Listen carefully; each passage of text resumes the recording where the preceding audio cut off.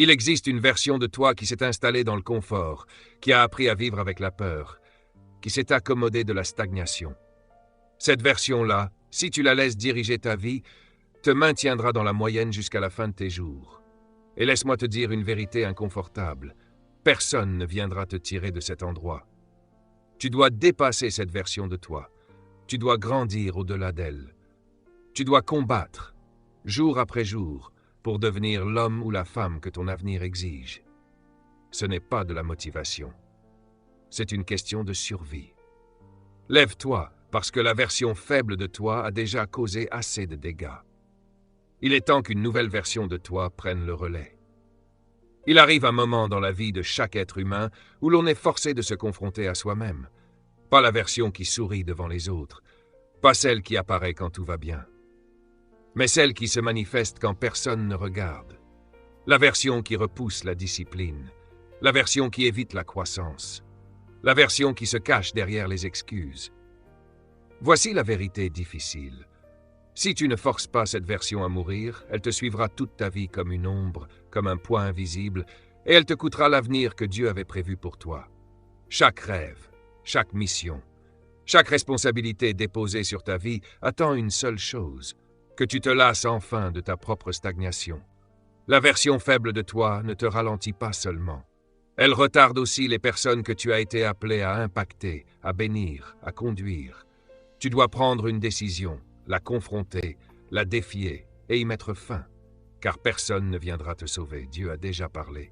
Maintenant, c'est à toi d'agir.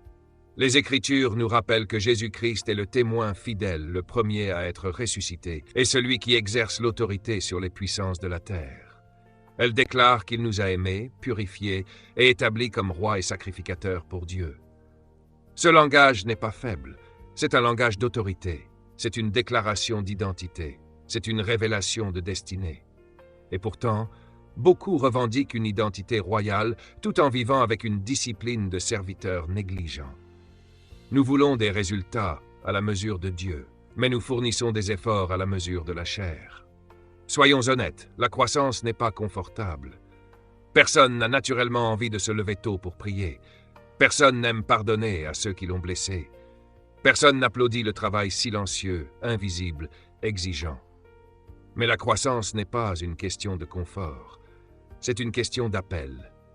Il s'agit de devenir la version de toi capable de porter le poids de ta destinée. Et cette version n'apparaît pas automatiquement. Elle doit être provoquée chaque jour intentionnellement, parfois douloureusement. Toute faiblesse tolérée devient une chaîne acceptée. Et le danger n'est pas seulement de rester bloqué. Le vrai danger, c'est de commencer à croire que cette version bloquée est la seule qui existe. Mais je suis venu te rappeler une chose. Il y a plus en toi. Beaucoup plus que ce que tu manifestes aujourd'hui. Dieu ne peut pas bénir la personne que tu prétends être.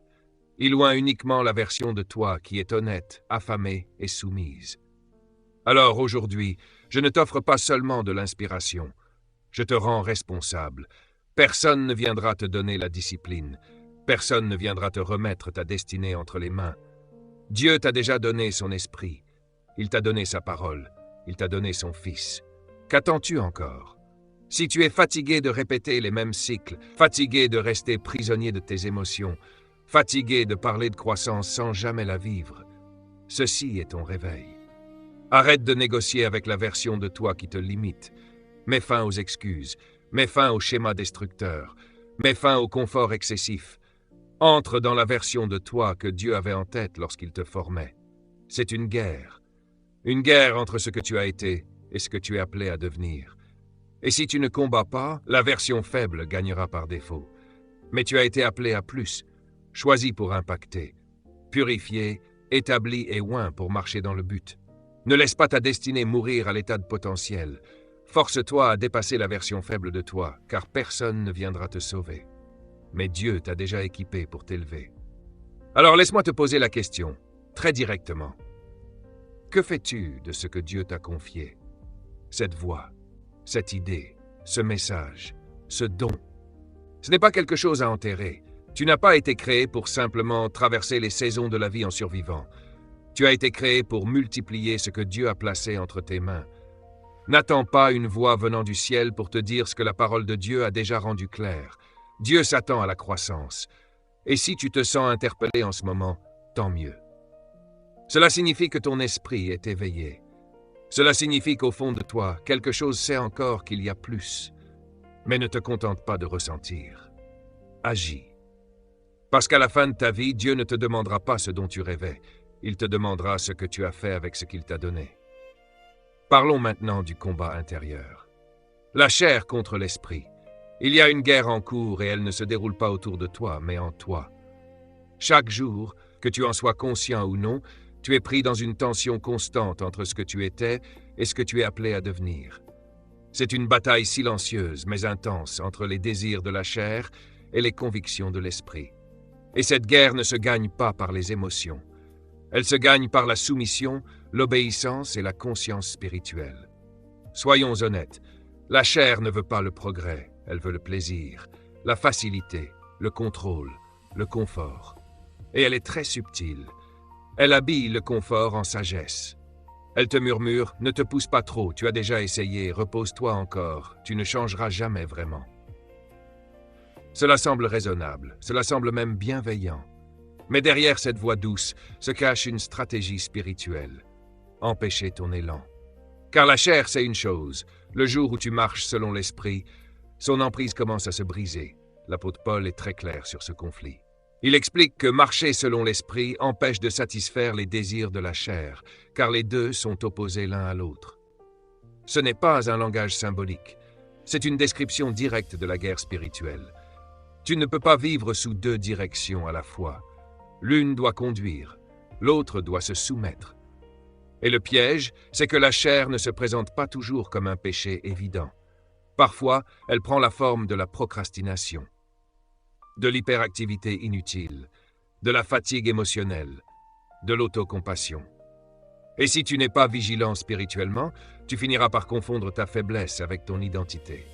Tu commenceras à croire que c'est simplement qui tu es. Mais non, ce n'est pas qui tu es. C'est ce que tu combats. Marcher selon l'esprit n'est pas une question de perfection. C'est une question de posture. Choisir encore et encore la soumission, même quand tu trébuches. Le Saint-Esprit ne te forcera jamais, mais il t'équipera. Il te poussera à prier quand tout en toi veut dormir.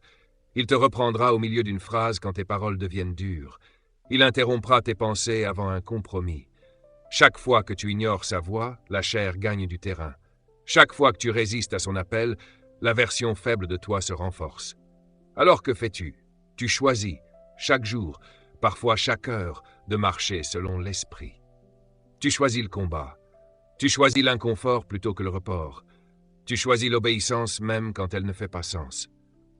Parce que marcher selon l'esprit n'est pas toujours le chemin le plus facile, mais c'est le seul qui conduit à la vie véritable. Et voici la bonne nouvelle. L'esprit ne combat pas contre toi. Il combat pour toi. Il t'attire vers la maturité, la discipline, la croissance et la vérité. Mais tu dois coopérer. Tu dois te lever par la foi et déclarer « Je ne laisserai pas ma chair saboter mon avenir ». Car ce combat n'est pas seulement une question de comportement, c'est une question de devenir.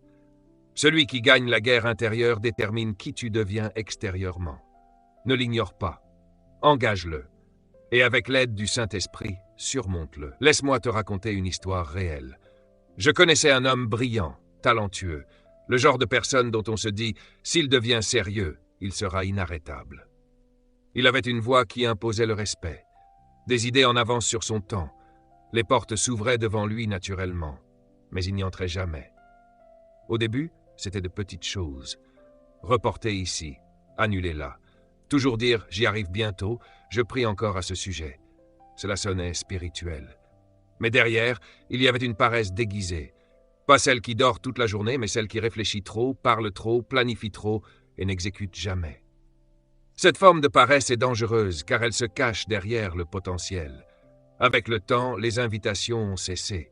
Les opportunités se sont taries, les autres ont avancé sans lui. Et pourtant, il répétait encore « Mon temps arrive ». Il n'est jamais arrivé. Pas parce que Dieu ne l'avait pas appelé, pas parce qu'il manquait de dons, mais parce qu'il n'a jamais fait le travail. Il aimait le confort du rêve, mais refusait l'inconfort de l'action. Et ce n'est pas seulement sa carrière qui a souffert, ses relations aussi. Les gens se sont lassés de le voir gaspiller ce qu'il avait reçu. Les années ont passé, et un jour, le feu dans ses yeux avait disparu. Il n'était pas en colère, il n'était pas amer, il était vide. Voilà la véritable tragédie. Il n'a pas échoué parce qu'il a essayé et perdu. Il a échoué parce qu'il n'a jamais bougé.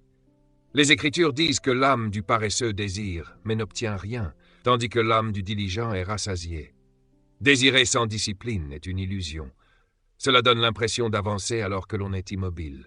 Alors je te le dis avec amour et urgence, ne sois pas cette personne. Ne laisse pas la paresse écrire ton héritage. Ne laisse pas les excuses voler ton onction. Ne laisse pas une autre année passer pendant que tu restes assis sur ce que Dieu t'a confié.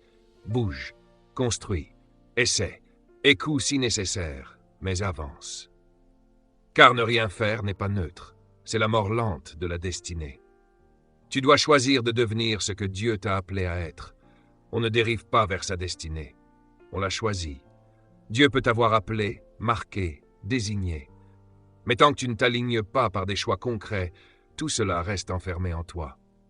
Le ciel peut prononcer ton nom, mais la terre ne réagit que lorsque tu te lèves. Beaucoup attendent la clarté, alors que Dieu attend l'engagement. Ils cherchent des signes tout en ignorant les instructions. La vocation n'est pas compliquée, elle est coûteuse. Tu ne deviens pas ce que Dieu a prévu par accident.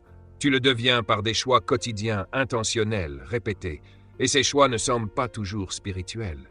Parfois, c'est se lever quand les émotions disent de rester couché. Parfois, c'est prier quand la distraction paraît plus facile. Parfois, c'est choisir la discipline plutôt que le report. C'est ainsi qu'on devient. La destinée exige l'alignement. Tu ne peux pas marcher dans les promesses de Dieu tout en entretenant des habitudes qui lui résistent. Dieu ne forcera jamais son avenir dans une vie qui refuse sa structure. Alors pose-toi la question. Veux-tu le confort d'aujourd'hui ou la couronne de demain?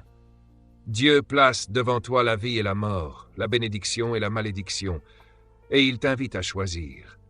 La destinée ne tombe pas du ciel. Elle se construit décision après décision. Et l'indécision est plus dangereuse qu'on ne le pense, car elle se déguise en prudence. Mais chaque jour où tu repousses l'obéissance, tu choisis indirectement de rester le même.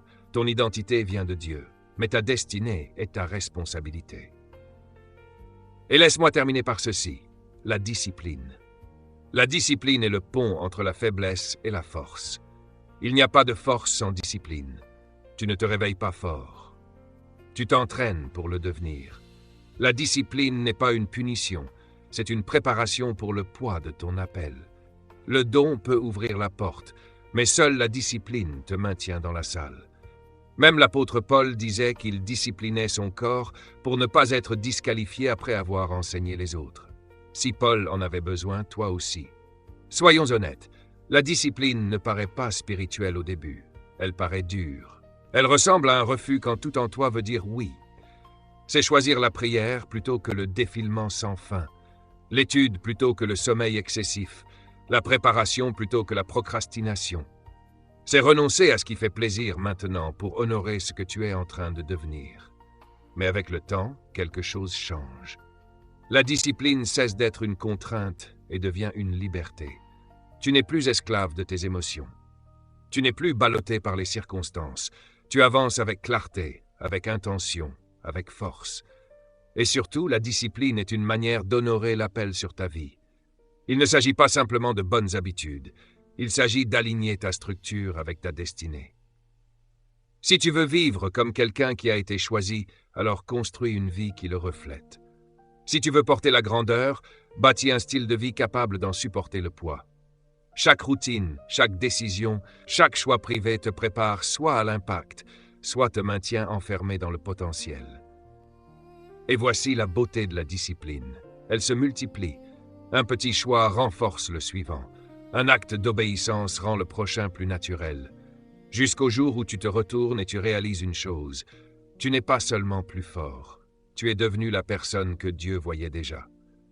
Je connaissais une jeune femme qui avait toutes les raisons de rester petite. Une enfance marquée par le rejet, une jeunesse prisonnière de la peur et du doute. Elle était douée, sans aucun doute, mais bloquée. Bloquée dans ses pensées, bloquée dans ses excuses, bloquée dans l'idée que la grandeur était pour les autres, pas pour elle. Pendant des années, elle se cachait derrière des phrases comme « je ne suis pas prête ». Un jour peut-être. Puis un jour, tout a changé. Pas dans une conférence, pas par une imposition des mains. Mais un après-midi ordinaire, seule dans sa chambre quand elle s'est fatiguée. Fatiguée de jouer petit. Fatiguée de voir les autres s'élever pendant qu'elle restait assise sur son potentiel. Fatiguée de laisser la peur écrire son histoire. Elle ne s'est pas sentie puissante. Elle a simplement pris une décision. Arrêter d'attendre. Commencer à bâtir. Faire taire les excuses. Se présenter enfin à sa propre vie. À partir de ce moment, tout a commencé à changer. Elle se levait plus tôt, parlait même quand sa voix tremblait, agissait quand ses émotions criaient pas aujourd'hui. Elle a recommencé à écrire, à prier plus profondément, à apparaître là où elle se cachait auparavant. Peu à peu, sa routine est devenue sa restauration. Ses choix sont devenus sa confiance. Sa discipline a commencé à réécrire sa destinée. Aujourd'hui, elle dirige une plateforme pleine croissance. Des vies sont touchées, non parce qu'elle est parfaite, mais parce qu'elle a choisi l'obéissance plutôt que la peur. Et si tu lui demandes ce qui a fait la différence, elle ne dira pas le talent. Elle dira la discipline, la foi en action, le courage de ne plus laisser le traumatisme donner le rythme, mais de laisser la vérité conduire. Voilà à quoi ressemble la liberté intérieure. Pas parce que la vie devient plus facile, mais parce que la personne devient plus forte. Personne ne naît confiant. Personne ne tombe par hasard dans l'impact. On y grandit jour après jour, décision après décision. Et si tu demandes si c'est possible de sortir de l'ombre, de te relever du retard et de la distraction, que cette histoire te rappelle que oui, c'est possible. Mais tout commence avec toi. Pas avec des conditions parfaites, pas avec les bonnes relations, mais avec une décision simple. Je ne vivrai plus comme ça. Maintenant, comprenons ceci. Dieu renouvelle ton intelligence, mais toi, tu dois la garder. Ta vie ne s'élèvera jamais au-dessus de la qualité de tes pensées. Ce que tu laisses entrer dans ton esprit finira par apparaître dans tes habitudes, tes paroles, tes choix et ta destinée. Le véritable champ de bataille n'est pas ta situation. C'est ta manière de penser. Chaque fois que Dieu veut élever ta vie, il commence par transformer ta vision, ton raisonnement, tes réactions. Car la transformation ne commence pas par le comportement, mais par l'intelligence. C'est pourquoi les Écritures nous appellent à ne pas nous conformer au système de ce monde, mais à être transformés par le renouvellement de notre pensée afin de discerner la volonté de Dieu. Tu ne peux pas marcher durablement dans la volonté de Dieu sans un esprit renouvelé. Et tu ne peux pas y rester sans un esprit protégé. Trop souvent, nous laissons n'importe quoi entrer dans notre esprit. La peur, la comparaison, l'insécurité, le doute. Nous les accueillons, nous les nourrissons, puis nous nous demandons pourquoi nous sommes lourds et confus. On ne médite pas sur la défaite pour vivre la victoire. On ne nourrit pas des pensées toxiques pour espérer un avenir sain. Mais voici la bonne nouvelle. La parole de Dieu ne confronte pas seulement les pensées, elle les reconstruit. Elle remplace le mensonge par la vérité, l'anxiété par la paix, la honte par la grâce. Chaque fois que tu remplis ton esprit de la parole, tu récupères un territoire que l'ennemi avait tenté de voler. Mais le renouvellement n'est que la moitié du travail. Tu dois protéger ce que Dieu restaure. Tu ne peux pas renouveler ton esprit le matin et le nourrir de poison l'après-midi. Cela implique de surveiller ton environnement, tes fréquentations, ce que tu écoutes, ce que tu regardes. Aujourd'hui, le Saint-Esprit ne t'invite pas seulement à recevoir un esprit renouvelé, mais à le garder. Quand ton intelligence s'aligne avec la vérité de Dieu, ta vie suit. Les décisions deviennent plus claires, le discernement plus affiné, la destinée plus accessible. Et cela nous amène à une autre vérité difficile. La croissance exige de lâcher prise. Le plus dur n'est pas d'apprendre quelque chose de nouveau. C'est de se détacher de ce qui ne correspond plus à ce que tu deviens. Tu ne peux pas entrer dans ton avenir tout en restant fidèle à ton passé. Tu ne peux pas embrasser la liberté en tenant la main à la peur.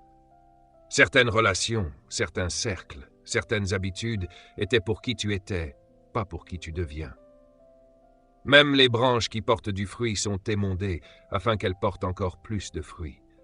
Dieu n'est pas attaché à ton confort. Il est engagé envers ta croissance. L'élagage fait mal, mais il prépare l'abondance. Ce n'est pas un rejet, c'est une promotion déguisée. Enfin, laisse-moi te parler des pratiques quotidiennes qui bâtissent la force intérieure. La transformation ne se produit pas dans un grand moment spectaculaire, elle se construit dans la constance des choix quotidiens. Commence ta journée avec Dieu et tu définis l'atmosphère. Parle sa parole à voix haute et tu réalignes ta pensée. Prends des pauses dans la journée et tu recentres ton esprit. Écris, réfléchis, rends des comptes. Et le soir, ne t'endors pas sans te reconnecter. Dépose ta journée devant Dieu.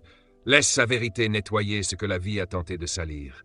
Car la force ne vient pas d'un événement, elle vient d'un style de vie aligné. Et c'est ainsi que l'homme faible devient fort, que la peur perd sa voix et que la destinée commence à parler. Médite la parole jour et nuit, afin de mettre en pratique tout ce qui est écrit, et alors tu réussiras dans tes voies et tu prospéreras. As-tu saisi cela? Jour et nuit, pas seulement le dimanche. Pas seulement quand tu te sens inspiré, mais chaque jour, le matin et le soir. Voilà le rythme de la force. Voilà comment on bâtit une vie qui ne se contente pas de survivre, mais qui prospère avec intention et puissance. Voici la vérité. Il n'existe aucun raccourci pour devenir la version forte de toi-même, mais il existe un chemin. Et ce chemin est pavé de pratiques quotidiennes, de moments guidés par l'esprit et de décisions constantes qui alignent tes actions avec ton appel. Commence petit, reste fidèle, car ce que tu répètes, tu le renforces. Et avec le temps, ces répétitions deviennent transformations. Maintenant, regardons la réalité en face. Toi contre toi, la version disciplinée contre la version distraite, la version obéissante contre la version peureuse, paresseuse, pleine d'excuses. Ne te trompe pas, c'est une guerre. Chaque matin, tu ne combats pas seulement la tentation. Tu combats l'envie de te contenter de peu. Tu luttes contre cette voix qui dit plus tard « Repose-toi encore, tu n'es pas prêt ». Mais écoute-moi bien. Le but et la procrastination ne peuvent pas cohabiter. L'un finira toujours par dominer l'autre. Tu ne peux pas marcher dans la puissance tout en faisant la paix avec la passivité. Tu ne peux pas parler de destinée tout en vivant dans le report. Il arrive un moment où tu dois te lever et déclarer « ça suffit ». Assez de tolérer la paresse en l'appelant récupération.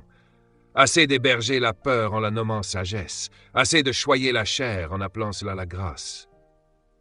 Il y a des choses que tu caresses encore alors que Dieu a dit de les crucifier. Jésus a été clair. Si quelqu'un veut me suivre, qu'il renonce à lui-même, qu'il prenne sa croix chaque jour et qu'il me suive. Ce n'est pas un langage doux. Ce n'est pas passif. Ce n'est pas confortable. C'est un appel à la guerre intérieure. Une confrontation quotidienne. Alors arrête de négocier avec ce qui est censé mourir. Arrête de donner un micro à ta version inférieure. Tu n'as pas été créé pour répéter des cycles. Tu es né pour les briser. Dieu a placé un feu en toi, mais tu dois choisir de l'attiser. La version de toi qui marche dans la puissance se trouve de l'autre côté de la version que tu dois affronter. Prépare-toi. C'est le combat de ta vie, et c'est toi contre toi. Maintenant, écoute ceci attentivement. Ancre ton identité en Christ. Tu n'es plus celui que tu étais.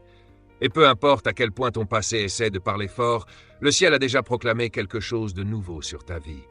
Il arrive un moment où tu dois cesser de te regarder à travers le prisme de ton ancien toi et commencer à marcher comme la personne que Dieu voit déjà. Oui, tu as échoué. Oui, tu as traversé des saisons de faiblesse, de confusion, peut-être même de rébellion. Mais Dieu ne t'identifie pas par tes échecs. Il t'identifie par son œuvre accomplie. Si quelqu'un est en Christ, il est une nouvelle création.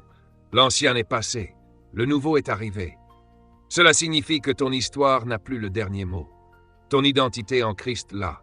Tu n'es pas simplement amélioré, tu es nouveau. Et il est temps de penser, de parler et de vivre en conséquence. La honte tentera encore de murmurer « tu es toujours le même ». Mais c'est un mensonge. L'ennemi veut te maintenir attaché à ton passé parce qu'il sait que tu deviens dangereux le jour où tu réalises qui tu es réellement. La grâce, elle, te dit « tu as été pardonné ». Lève-toi et avance. Embrasser ton identité en Christ ne signifie pas prétendre être parfait. Cela signifie accepter le processus et choisir de grandir. Tu n'as rien à prouver, tu as seulement à croire. Maintenant, laisse-moi te rappeler une chose puissante. Il y a des personnes qui n'ont pas seulement survécu à leur lutte, elles les ont dépassées. Je pense à un homme, autrefois prisonnier de dépendance, de honte et de rejet. Chaque tentative pour se relever était écrasée par le poids de son passé. Les gens l'avaient abandonné. Lui-même s'était abandonné. Mais Dieu, lui, ne l'a jamais fait. Une nuit, au point le plus bas de sa vie, il s'est effondré. Plus d'excuses, plus de façade. Et pour la première fois, il n'a pas seulement demandé à être secouru, il a demandé à être transformé. C'est là que tout a changé. Pas par un miracle spectaculaire, mais par une reddition totale. Il a coupé avec les cercles toxiques, remplacé les vieilles habitudes par de nouvelles disciplines, plongé dans la parole comme un homme affamé de vérité. Et lentement, la version faible de lui-même est morte. Aujourd'hui, il conduit d'autres vers la liberté. Pas parce qu'il est parfait, mais parce qu'il a laissé Dieu le reconstruire de l'intérieur. Voilà ce que signifie dépasser la version faible de soi-même, passer de victime à vainqueur, de survivant à porteur de vie. Si Dieu l'a fait pour lui, il peut le faire pour toi. La version forte de toi n'est pas une illusion, elle est réelle, et elle t'attend. Elle se trouve de l'autre côté de la reddition, de la discipline et de la foi. Tu ne la rencontreras pas en restant confortable, tu la rencontreras en avançant. Alors presse, poursuis, cours. Il arrive un moment où tu ne peux plus ajuster l'ancienne version. Tu dois la démolir. Tu as assez édité, assez retardé. Il est temps de brûler les anciens plans, ceux dessinés par la peur, façonnés par le traumatisme, limés par des attentes faibles. Dieu ne demande pas une amélioration, il demande l'obéissance. Aujourd'hui est un nouveau départ. Pas avec des habitudes recyclées, mais avec un feu nouveau, une vision nouvelle, un standard nouveau. Quelque chose en toi doit mourir pour que le véritable toi puisse vivre. Ne te contente pas d'entendre la vérité, mets-la en pratique. Supprime les distractions. Brise les cycles. Commence la discipline. Bâtis la routine. Fais ce pas difficile. Tu n'as pas besoin d'un autre signe. Ceci est l'appel. Le feu a déjà été allumé. Jette les anciens plans dedans, éloigne-toi des cendres et recommence à bâtir. Cette fois avec la vérité, avec le courage, avec Dieu.